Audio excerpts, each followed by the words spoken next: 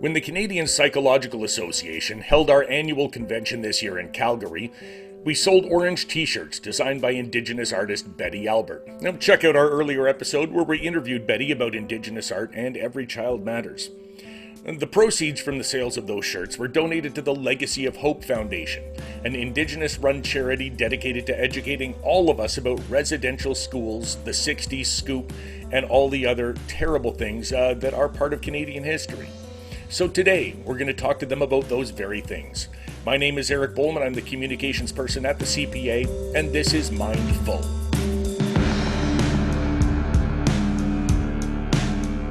Joining us for this special one-off podcast episode today to mark the National Day of Truth and Reconciliation here in Canada is the president of the Legacy of Hope Foundation.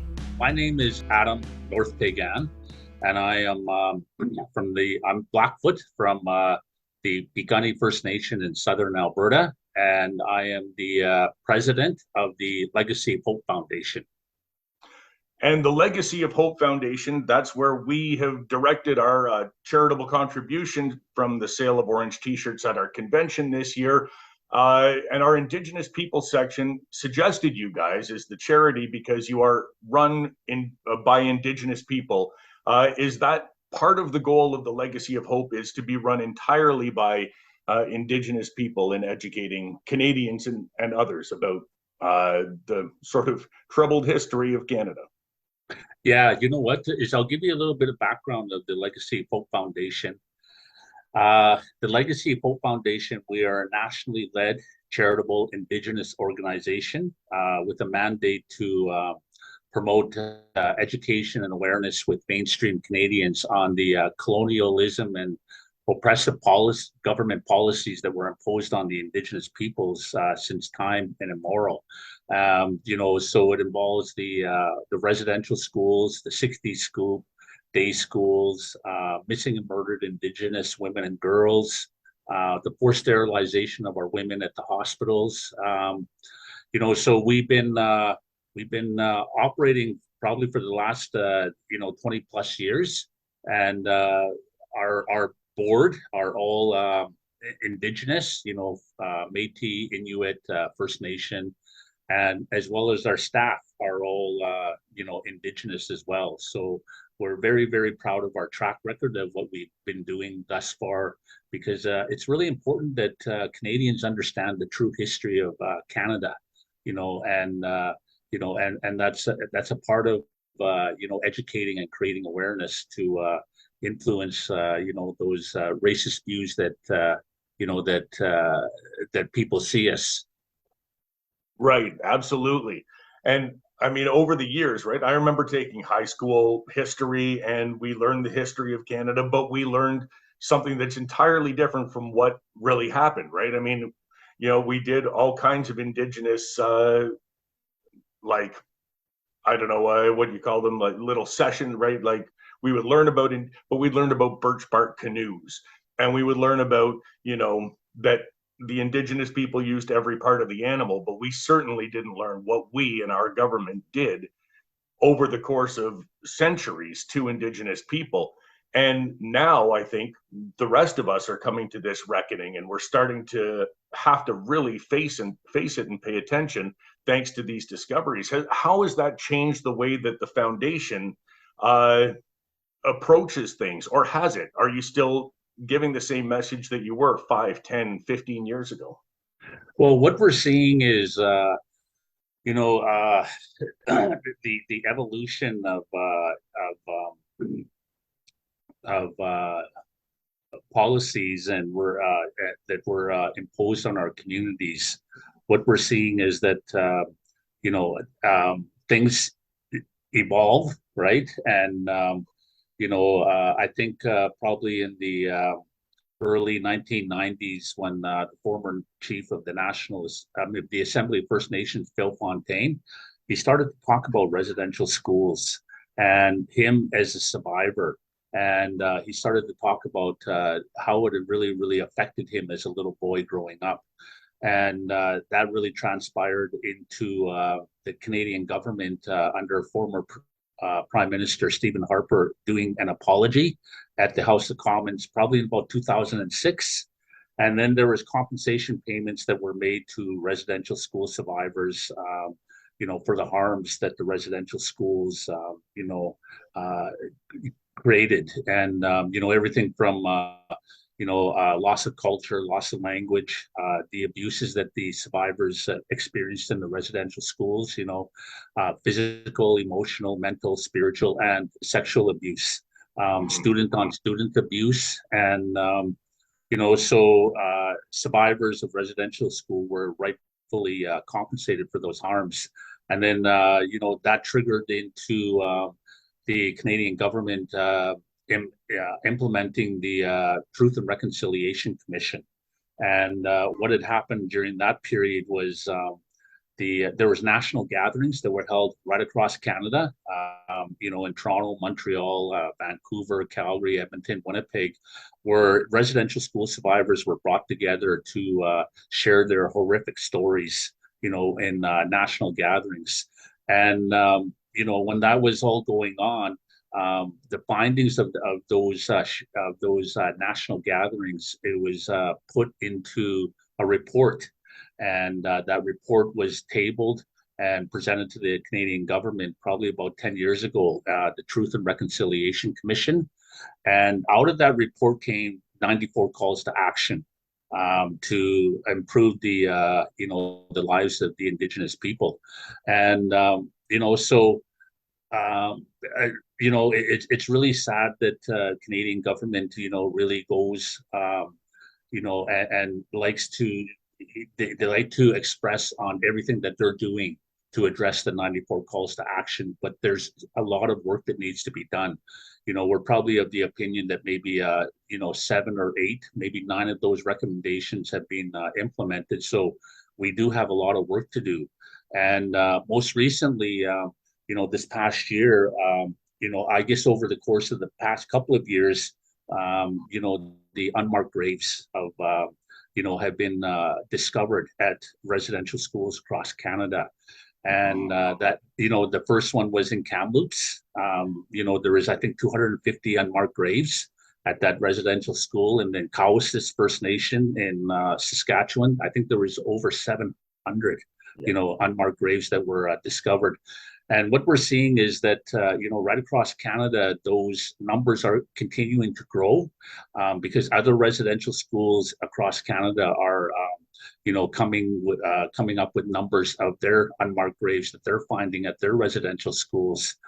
So that's an ongoing trend that's going to continue for quite some time, and it's really an atrocity that something like this happened in our own backyard in Canada. And, and then also too, this past year we had the Pope that came to Canada, to do somewhat of an apology to the residential school survivors in Canada. And he visited Edmonton, Musqueam's First Nation, Lac St. Anne, and then he went on to Quebec City and then up to Nunavut.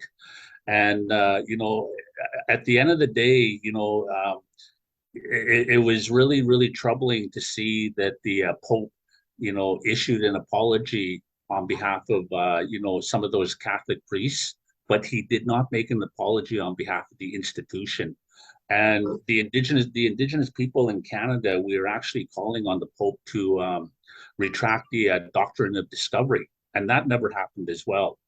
He didn't mention that as well. And then also, the artifacts that are housed at the Vatican in Rome, we are looking for some kind of comment from the Pope that those artifacts would be repatriated back to Canada and brought back to those Indigenous communities in Canada where they rightfully belong. So he never mentioned anything of that. So his trip that came, the Pope's visit to Canada was very fell well short of the expectations of the Indigenous people.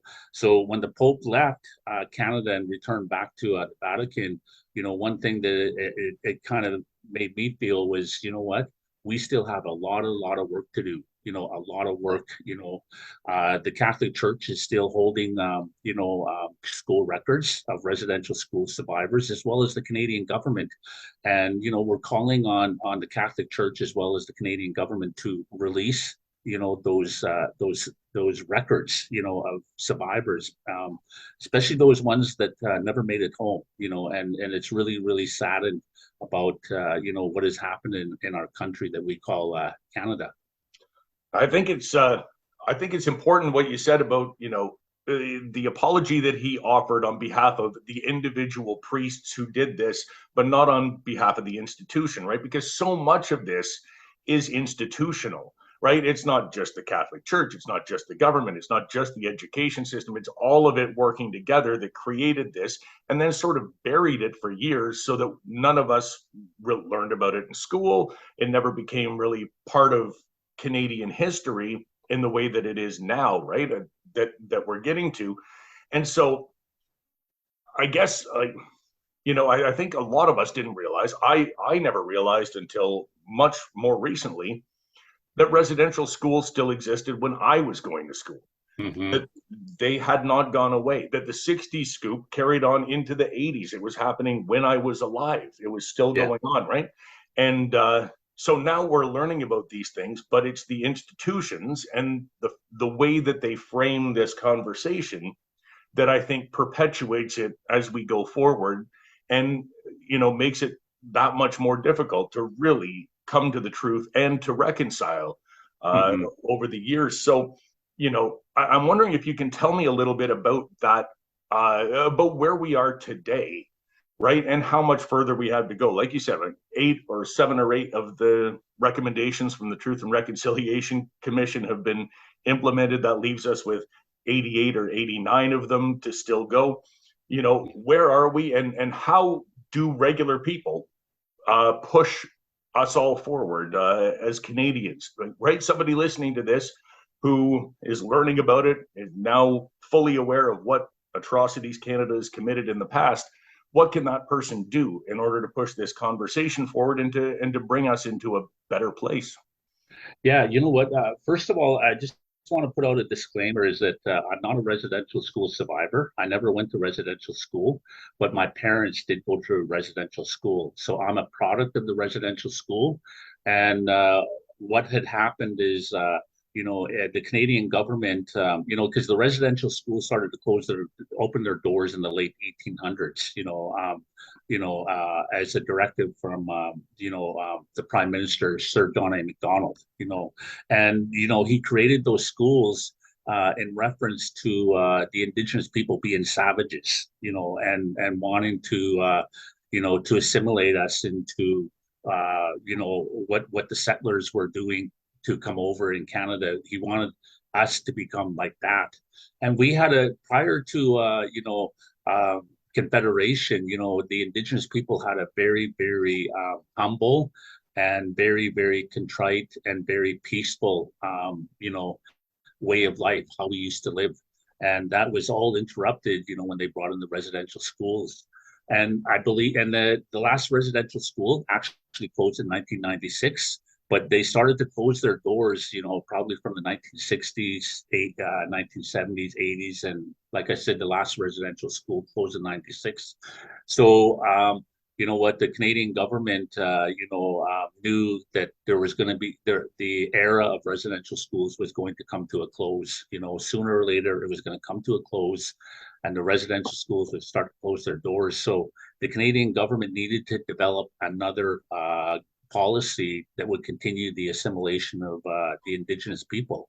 And, in 1951, the Canadian government amended the Indian Act to offload the responsibility of Indigenous child welfare to the provinces, with the directive that those jurisdictions were to go out and forcibly remove as many of those Indigenous children and take them away from their communities and put them in non-Indigenous foster homes and adoptions. And that was referred to as the 60s scoop. So I'm a 60s scoop survivor. I was a part of the 60s scoop, and I was displaced and put in numerous non-Indigenous foster homes and children's shelters, right throughout my entire childhood until I aged out. And, it was a very, very troubling time for me, eh?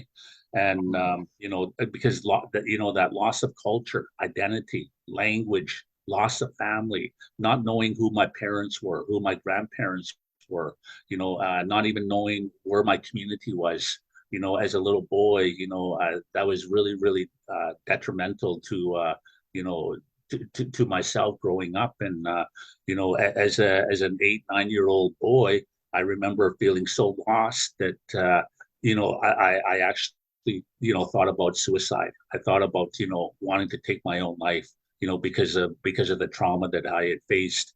And it was a very, very tough journey that, that I was on. But at the end of the day, after going down a road of, heavy drinking, day in, day out for 15, 20 years of my life, I made the decision that something needed to change. And, so I was very active in the province of Alberta to move reconciliation forward for the 60s Coupe survivors, that resulted in a very historic apology from the Alberta government on May 28th, 2018.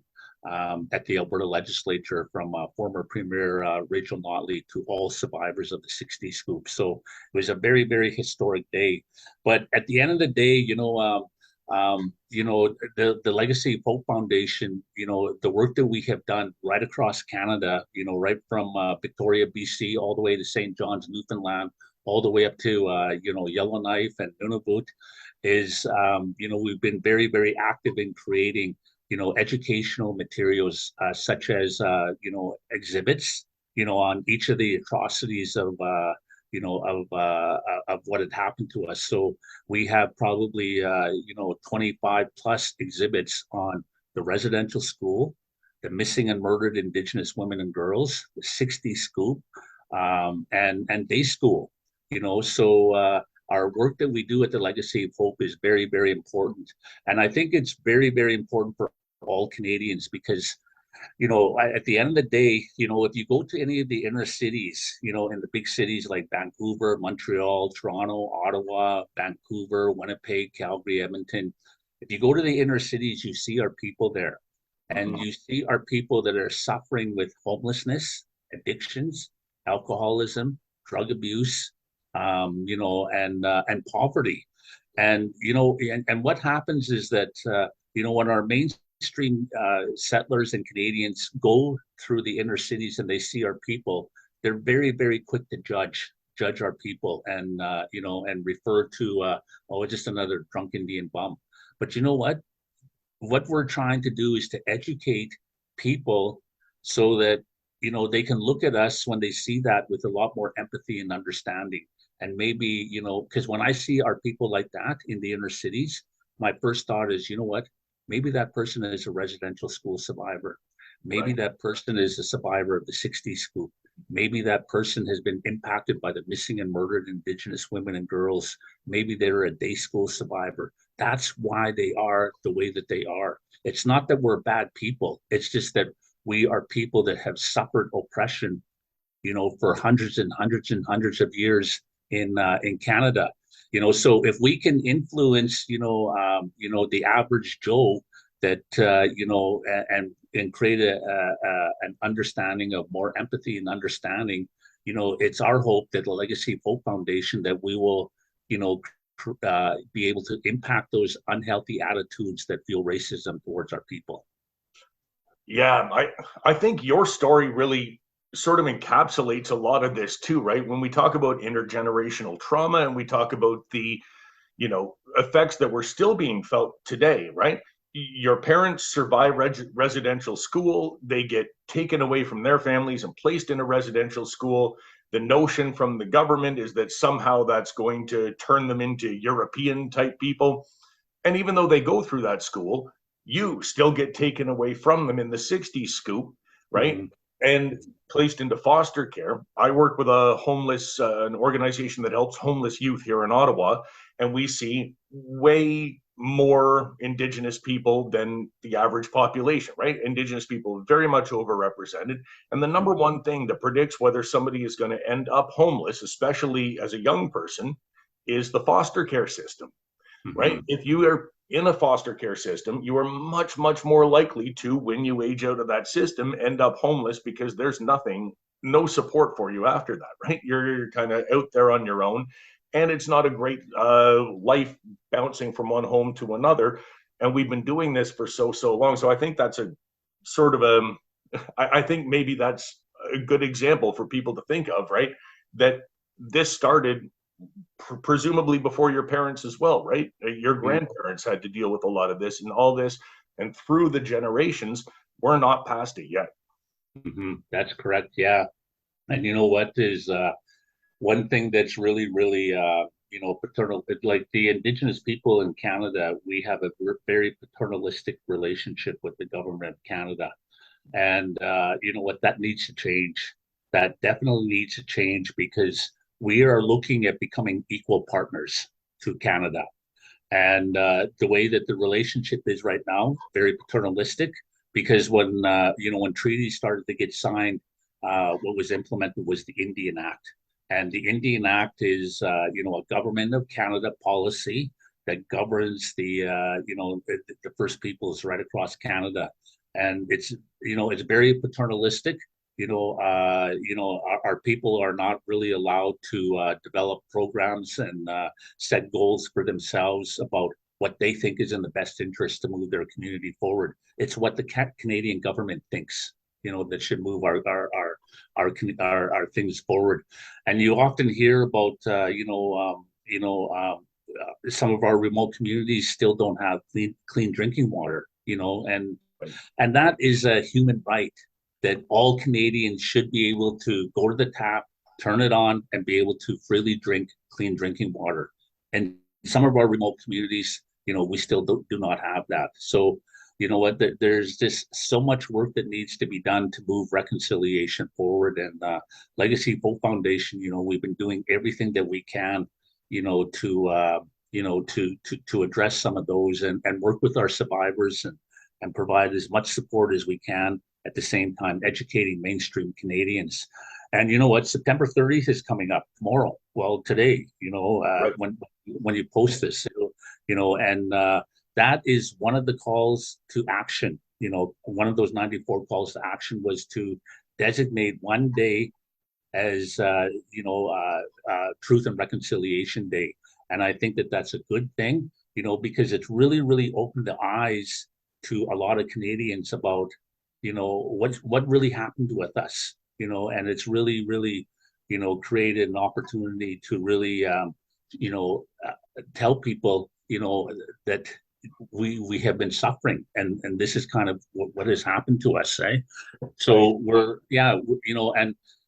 I think Canadian government is kind of trying to institute it as a stat holiday, but there's some provincial governments that are not there yet, so there is a lot of work that needs to be done. No doubt. And I think, what you said about a paternalistic relationship really strikes me as being very accurate, right? And it also strikes me as being something that happens with any institution, right? Once an institution grows, becomes really big, they sort of have a paternalistic relationship with anybody that that comes into contact with that institution. Something we're dealing with in psychology right now, right? It comes from a European tradition. It has a lot of colonialism built into the whole institution of psychology, and now trying to work with Indigenous communities rather than working on Indigenous communities is something that psychology as a whole has to come to grips with. Indigenous ways of knowing have to be incorporated into the work that psychologists do, rather than having psychologists come in and sort of,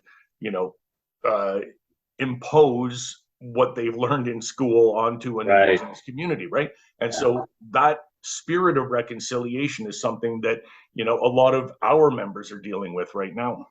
And you know what? I think in the clinical field, whether it's psychologists, psychiatrists, therapists, there is a need for those people in the helping profession to become more aware of of what we had to endure in our lifetime, because it'll make them more effective service providers for our people if they have a better understanding of of what we went through, so because what, this problem can't be medicated through you know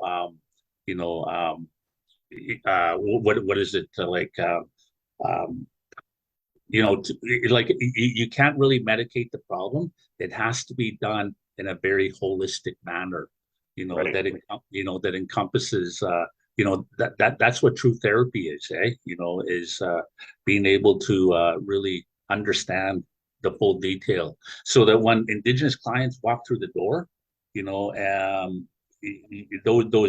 those workers in the healthcare profession can have a little bit more understanding, a little bit more of what we went through. No doubt. And some of the horror stories that we're still hearing today are the treatment of Indigenous people in hospitals and in, doctors' offices, healthcare settings, where a lot of myths seem to still persist, regardless of, how much education we're trying to push out there, right? And I think it's great what you guys are doing, right? Trying to educate people.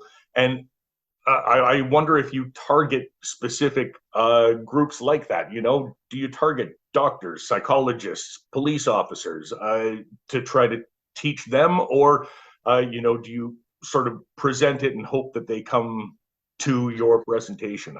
Well, you know what, we do target specific professional people out there, such as the ones in the healthcare industry, the ones that are working in the mental health, as well as the policing agencies, right across Canada, and also the federal prison system as well, because the Indigenous people are overrepresented within the within the prison system as well. So we always make our curricula and our exhibits available to anyone by request. All they have to do is just phone our office and speak to our executive director and our exhibits manager to set up a relationship where we can actually ship out those resources out to those respective communities, as an opportunity to to educate doctors, lawyers, teachers, prison guards, healthcare professionals, so we do target specific industries, but at the same time, we make it available to all Canadians. Yeah, you can actually email our executive director, and her email is Edwards at legacyofhope.ca. Okay, perfect. I'll put that into the show notes as well. So where do you see Legacy of Hope going from here? Right, there's a bigger national conversation now than when you guys started, but there's so much more conversation to be had. What is the direction Legacy of Hope is going to take in order to bring more awareness to Canadians, which is still very, very much needed? Well, you know what, we're going to be with September 30th right around the corner here. That's why I'm in Ottawa. It's the second year that September 30th has been declared by the Canadian government as Orange Shirt Day, right? Right. And so one of the projects that we're working on is actually developing an exhibit that specifically talks on why we have Orange Shirt Day, and we're going to be working on developing that exhibit, for the next 12 months. And we're targeting that next September 30th next year that we'll be able to unveil that. As well, we're launching a portal for tomorrow, September 30th. Legacy Hope Foundation, we're launching a portal that we developed that will be that residential, that any survivors, within the Indigenous community across Canada will be able to access, as when they're looking for additional supports, for counseling supports, elders, talking circles, sharing circles, resources. So we're really, really excited about being able to launch that portal tomorrow. And like I said, that as this evolves, there's always things that do come up. And one thing that we haven't really addressed, that we're working towards, in the next couple of years, is starting that conversation about, the poor sterilization of, our women that happened at the hospitals, right?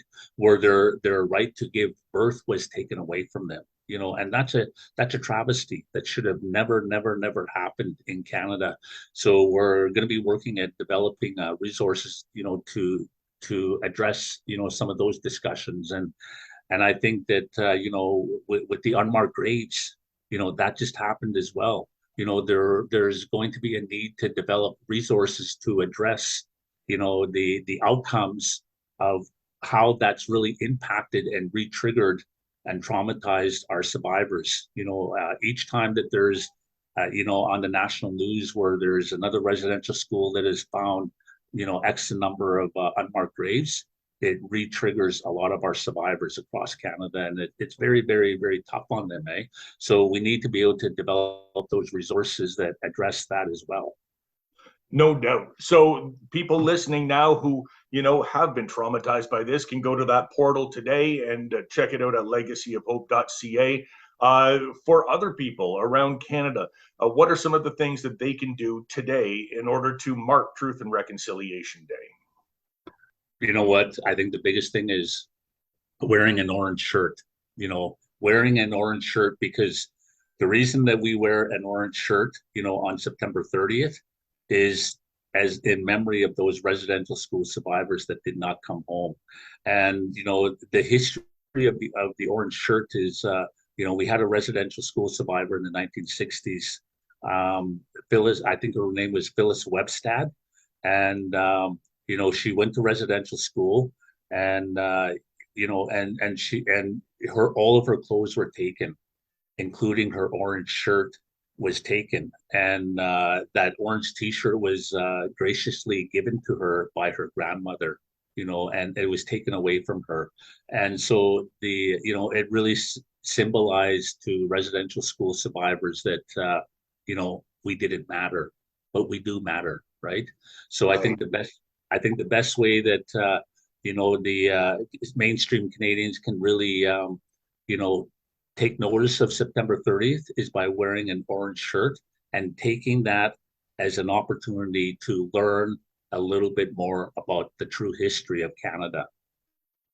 And it is a much more horrific history than I think most of us once realized, and it's time that we do realize that. So thank you for the work that you're doing to bring attention to that, and to the Legacy of Hope Foundation for the work that all of you guys are doing, just bringing that awareness to Canadians. I think it's really great what you guys are doing. And you know what? We also very much appreciate the support of, of your organization as well, the psychologists and stuff like that.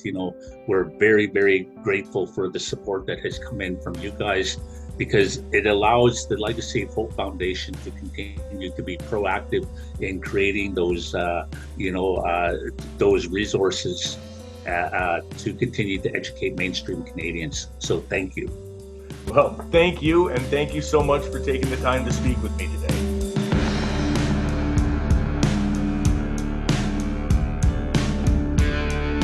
Thanks to Adam North Peigan for joining us today, to the Legacy of Hope Foundation for continuing to educate Canadians about our difficult history, and to you for listening to today's special one-off episode to mark the National Day of Truth and Reconciliation. As always, Mindful is written, hosted, produced, edited, and published by me, Eric Bowman. Our theme music is Avenues by David Taylor.